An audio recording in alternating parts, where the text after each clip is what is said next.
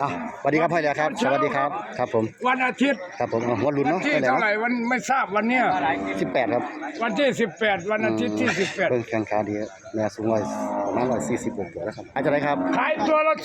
22,000ผสมไม่ห้อยแหล่นะแยกลูกออกแล้วแยกลูกกันแล้วครับ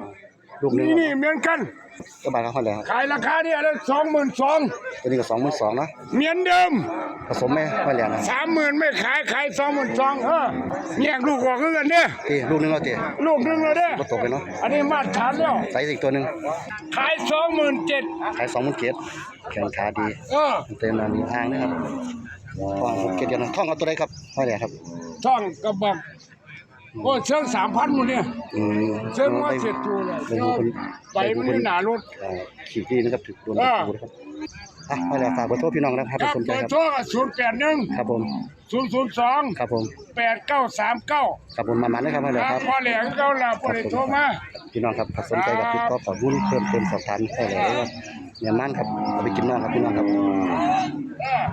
เรียกสาย